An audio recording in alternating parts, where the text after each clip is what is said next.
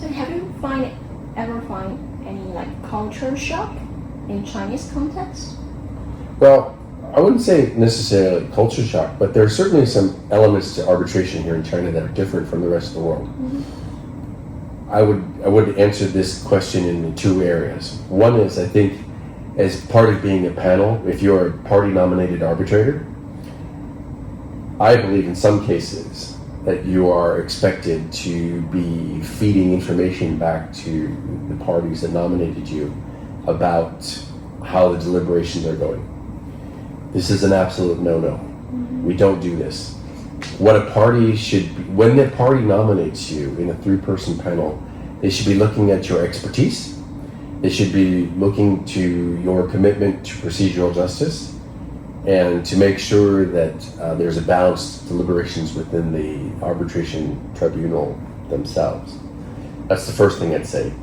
Absolutely, there should be no communication back with the nominating party at any time after the tribunal is formed. That's absolutely key. So the second part that I want to say is that the relationship between arbitration and mediation is a unique one here in China. It's not unusual to see what they call an arb-med-arb type process. I'm not necessarily against it, but I believe sometimes it should be med-arb, in the sense that arbitration or keltie can help the parties both define the dispute more clearly, as well as potentially solve parts of it if they talk themselves. I absolutely don't believe in double heading. I don't believe that an arbitrator can also be a mediator. And then going back to being an arbitrator, you're just privy to too much information. And the nature of mediation often is without prejudice. So a lot of submissions are not to be used in deliberations for the arbitration. For an arbitrator to keep straight what they're supposed to be looking at, what they're not supposed to be looking at, is additionally difficult. So if the arbitration is led by one individual and the mediation is led by a different individual, I'm totally fine with that. That's great. The other interesting thing is I have seen it particularly with Guoyouqi, with these state-owned enterprises, that there is a policy against mediation. There's a policy against it. They just culturally cannot accept the idea of giving in or compromising in a mediation type format. And they just from staying and defending the decision to your boss, it's like, well, that's what the arbitrator decided, so that's the way we go. This is a very unique thing in China that it's just something I noticed. I'm not going to pass judgment on it. I'm sure there's all sorts of reasons why people do that, but the relationship between mediation and arbitration is, in a way, in my view, symbiotic. And I believe that, I was asked a question at the Tilney Hall recently I asked the question, does an arbitrator have a obligation to suggest to the parties to mediate before they arbitrate? You would think that they would have sought to do this first, because if you can be more efficient and reduce the dispute and come to a solution first, you would think that people would do that, but it's not necessarily the case. And we wonder if in this part of the whole arbitration process, if our higher duty is to efficiency as well. So if there is mediation and you can shorten the whole arbitration process because you've resolved part of the problem through mediation, is that the best interest of the parties? And I would argue yes.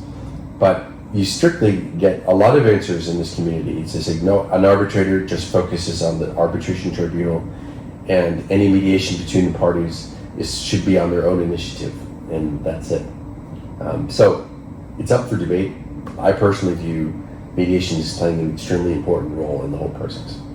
But do you think the arbitrator has the obligation to facilitate the settlement during the arbitration process? No, all settlement discussions should be between the parties offline, and the arbitrator has no role in the discussions themselves. But in the event that an award, or rather an agreement is sought or is found between the parties, you can certainly incorporate that settlement as an award. It's absolutely possible. And that's the role that the arbitrator plays in codifying and making official the agreement between the parties as an enforceable award. And 那么在你的案件经历当中，你觉得中国当事人或者说中国律师，你觉得他们的实践或者说交流的方式上面有什么特别的，有什么特点吗？ A couple things. I would say first that I've always seen the lawyer's role as an officer of the court. And in this case, a lawyer should be acting in the best interest of justice and not necessarily representing the behavior of their clients.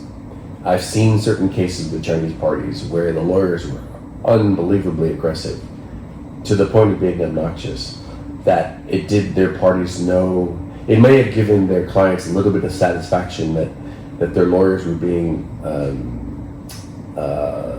obnoxious. But honestly, I found that to be counterproductive because it just alienates the arbitrators, first of all. And as I said before, don't upset the decision maker.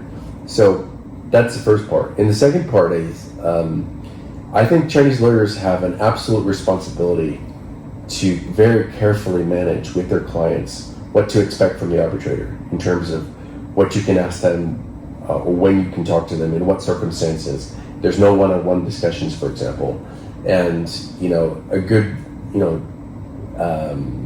good Chinese lawyer will manage expectations of the client before they even come into the tribunal room, so that they come in and all sides participate in a professional manner.